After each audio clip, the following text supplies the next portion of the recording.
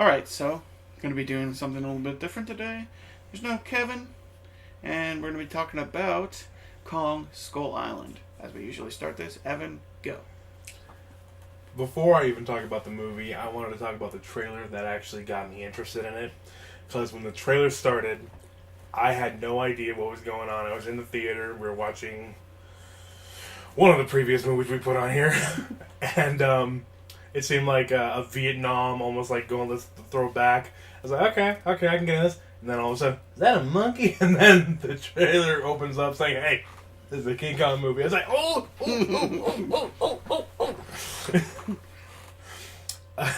One thing I really liked about it, no, they were both serious. I like this one better than the first one, personally. I'm not sure how. Which one was the first one?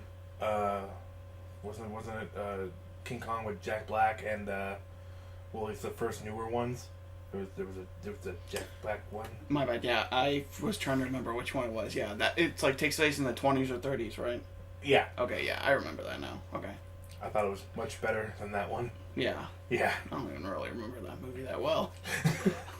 I remember watching it once and I wanted to leave it at that. The only thing I remember was him taking on the T-Rex. It was mostly just a remake of the very original King Kong, right? The 70s, yeah. Yeah, like it like ends on with him on the top of the building and shot at by the planes, right? Jesus. Anyway, my favorite part of this movie, I think, was not only like King Kong and all the other creatures that Kong is fighting on this island, this Skull Island.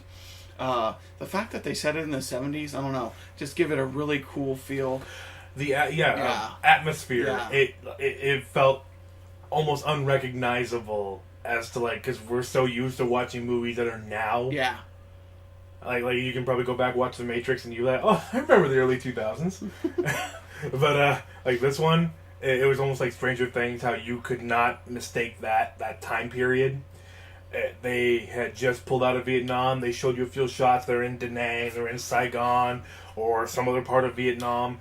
Or the fact how it opens up with John Goodman talking to a senator, and they end up getting the guy to reconsider when they say, we gotta beat the Russians. Yeah. Well, you know, the Russian satellite's gonna be overhead in 3 days, and don't you want to get this information before they do? Well... Put it like that. Oh man, that was hilarious. It was great. And the music was great. Oh, and, yes, yeah, yes. There's just something about that time period that just is kind of like cool, you know? Like the music, the clothes, the M16s and everything, the Huey helicopters. Before the M60 was decommed. Yeah. And let's see, what else here? Anything else you want to touch on? I would say my favorite part, which came out of nowhere for me, was when the guy's like, mount up that machine, mount up that 50. And you see the guy with the 50 Browning, he's cocking it, getting all good to go. He's on a Triceratops skull. Yeah. I don't know why. I thought that was so That was great. The only way that could have been better is if that dinosaur was still alive and he rode that bitch. Like the whole setup, like the jumbling around on top of a skull. I thought that was beautiful. I think it being alive in the middle of that graveyard would have been a little too much. It would have reminded me I was watching a movie. Okay, so as for the setting, I thought the visuals were great because you could see. It almost reminded me of Mad Max when they are going into the storm. And how everything just was going to hell. That big wide shot where you see all the choppers flying into the... Yeah, okay, I love that shot. That's a good one. I also liked... I actually kind of felt for the guys because like they were about to go home. They got to go on one last mission and like have them get wiped out in the first 5 minutes of being on the island. Yeah, you just see like there's something flying towards us. That's a tree, and you're dead. Yeah, because I saw it, because I didn't think they were going to do that, where you just see a tree coming right at the camera. I mean, we didn't see it in IMAX, but no, we didn't see it in 3D, because I can't handle 3D. It just gives me a whirling headache. For all of you who love 3D, do what you got to do. But I really... It's like pineapple on pizza. You love it or you hate it. I love it.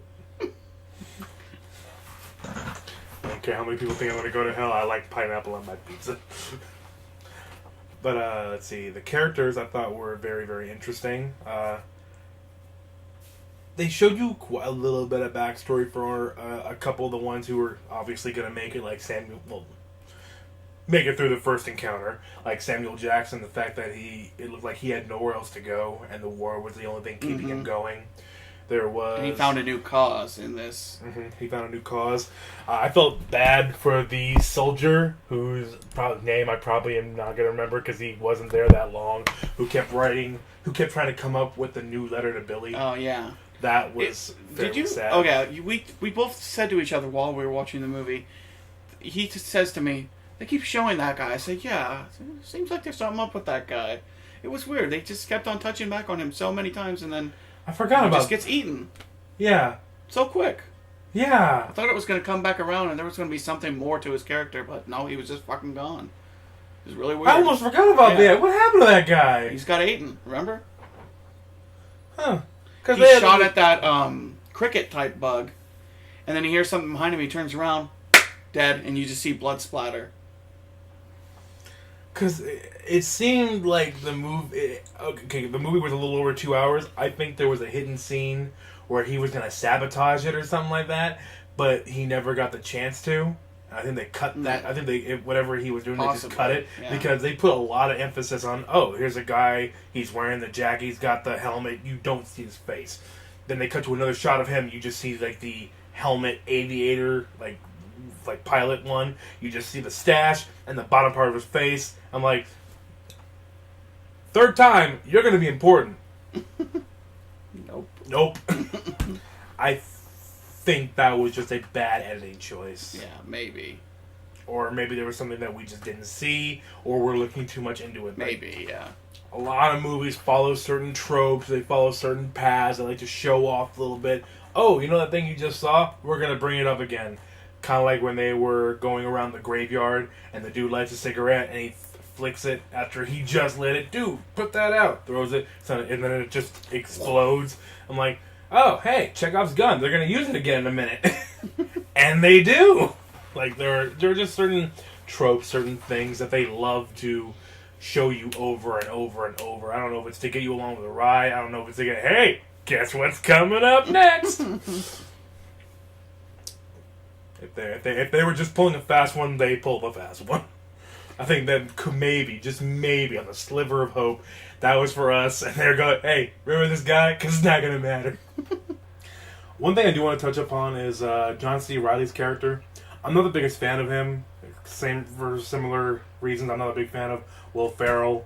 Like I think they're kind of similar in that respect. But I actually saw somewhat of a deeper character because they showed him and the Japanese pilot when they both crash. They try to kill each other, and then they both stop when Kong just gets a good look out of him, like a good look at him. And then you see him again. He's been there for 28 years. He I don't know if he can even speak with the people that he's with. He seemed a bit delirious. I think the reasons how he was acting was justified, along with his word actually meant something. Because I asked nicely the first time that I actually like that touch. I think I really enjoyed him. Yeah. He wasn't just kooky and like just for no reason. It seemed like a guy who he even mentioned he tried to get off the island 8 times to no avail. Yeah. Along with he said, I'm not sure if I'm dreaming, because there was one time where he talks about how he has a beer in one hand, a hot dog in the other, and but you're real. Like there was that. I really enjoyed that part. And then you don't really see him grow. You do see his hope, kind of like a little more of the person as opposed to the, I don't know, Tom Hanks character from Castaway. What he looks like afterwards. You actually see him change just a little bit. And they were... Another thing I love, I've been here 28 years, what do I know? I think one of the better lines in the movie. I like smart-assery as opposed to just dumb. Yeah. Personally.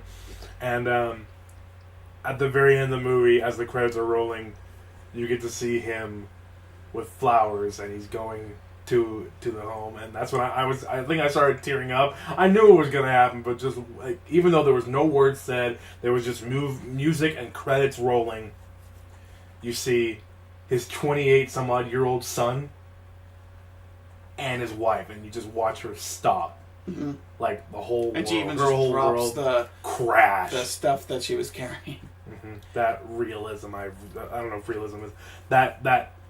I don't know, it looked very honest. It didn't look phoned in. It didn't look fake. It looks like they spent some time on that, and I really enjoyed that. And do you think that, like they were saying in the movie, they're like, dude, she already married someone else. Do you think she just stayed single? I think she stayed single because there's only one car in that driveway. I mean, it was the 70s. I could be wrong.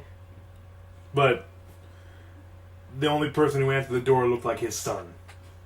Like, that dude was way too young, or he needs to get the fuck out of here. My favorite part about that at the end is just he finally gets his Chicago Cubs playing on the TV. He got his hot dog in one hand, his cold beer in the other hand. And that look of satisfaction.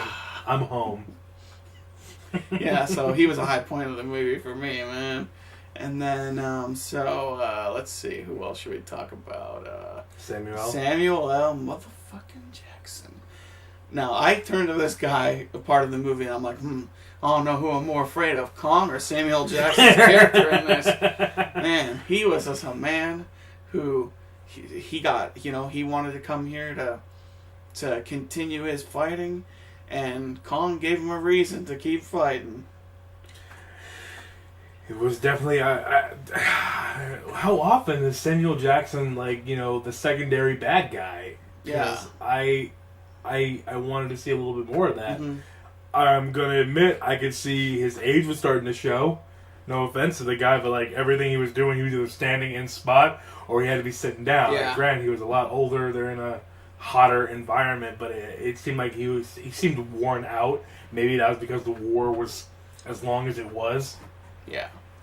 But the look in his eyes the entire time after he looked Kong, when the fires are going, he's just standing there.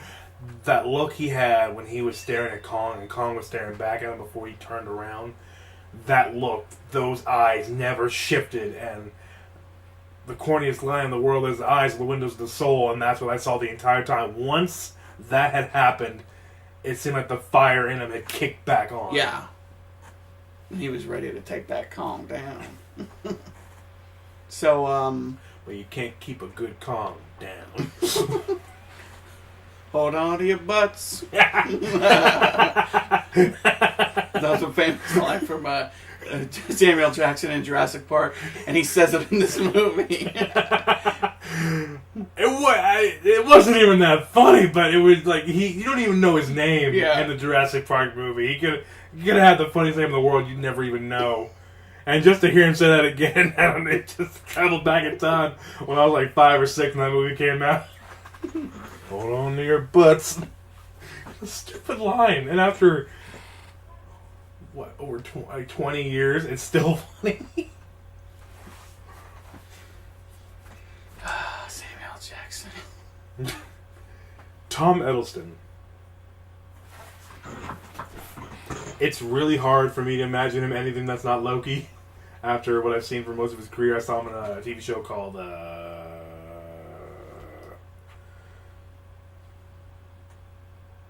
don't know, it had Hugh Laurie in it. I think he's trying to be a spy.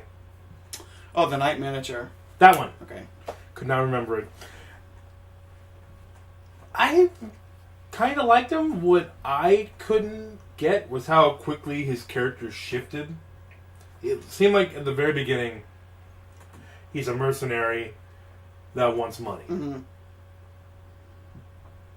But I didn't really get the feeling of that. They tried to remind you, aren't you just someone who did this for money? They did that halfway through the movie.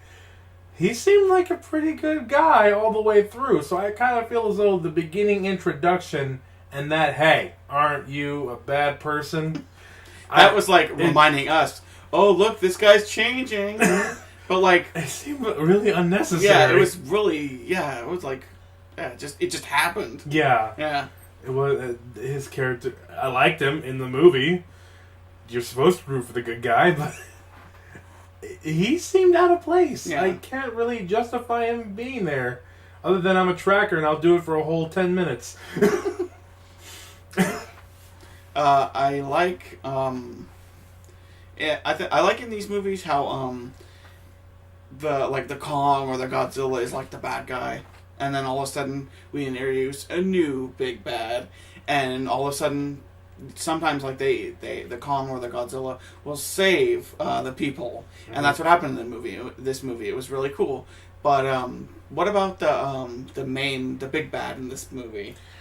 The Big Daddy Skullcrawler? Yeah, it was kind of lacking, don't you think? Yeah, it just seemed like a more gnarly version of the small ones they took out. Yeah, and then you were saying something about how could you imagine? You can imagine how that one big one at the end that Kong defeated. Yeah. How could he kill all of the other Kongs? Yeah, that bugged me. Like, granted, Kong had like a metal propeller, and he used that to do quite a bit of damage to the Skullcrawler before it wanting to eat her in his hand and then just ripping it out and then continuously ripping out. That seemed like a cop-out. Like, when I'm like, didn't that thing kill not one but two? Big Mommy and Big Daddy Kong? I thought at least there would have been more than one. At least. Yeah, there was just one big one. Because how could and one just take out all of them? I don't see that, personally. I thought it would have been a harder fight. But visually, it was cool. It was cool, yeah. The way it ended, I thought the way the fight ended, not the movie, the fight, I thought that was... Yeah, you're kind of just left there saying, like, that thing killed all the other Kongs? Like, what? I don't know if I believe that. I will admit it was better than Godzilla, the 2.5-hour movie that had 15 minutes of Bryan Cranston and 15 minutes of Godzilla, with the other hour and 45 minutes of whatever you want to call that movie. This one was actually enjoyable. Yeah. This movie, there was a lot of fun in this movie. As many problems as it might have had, there was also a lot of fun in it, and I had a lot of fun watching the movie. Mm-hmm. I also like how they were showing off some of the creatures inside of Kong Island. There were the saw-like birds. Oh yeah, like you didn't think nothing of it, and then they just tear someone to parts. Tear someone to pieces. There was a kraken in a lake. Yeah. There was a giant yak just walking around doing its thing. There was a bamboo spider. Yeah. I don't know if that's what they're called, but that thing was creepy. It was creepy and gooey. gooey. Then there were the skull crawlers, and then Kong. Yep. Yeah. One thing that didn't happen that I thought was definitely going to happen, when they were dropping bombs during the seismic readings, how the whole thing is hollow, how there's more below ground, how the skull crawlers live down below. I thought we were going to go down below and Kong was going to save everybody. No, we stayed up on top. Yeah. We have no idea what's down there. Yeah. Other than what used to be the skull crawler army. One big one? The one big one and a couple of little ones that just get crushed because they're not as badass as Kong. Yeah. Yeah. Weird. I like the movie. I do. I like it. It's just a fun movie to go see. It's a fun movie. I would maybe see it again with a friend. I'm not sure. Would I buy it? Nah, I wouldn't buy it. Yeah. I'll definitely watch it one more time. Definitely. Alright, so... Oh yeah, let's just one thing. Let's talk about the after credit scene. Yeah. Okay, so in the after credit scene, we learn that there is a Godzilla in this Kong universe. So we know that if this movie does well, we're going to see probably Kong and Godzilla go head to head. And I'm pretty excited about that. I know people were talking about it before the movie came out. Like, the Kong take on Godzilla. I don't know where that came up from. And then as the credits are rolling, before Kevin's like, "Don't we gotta stay?"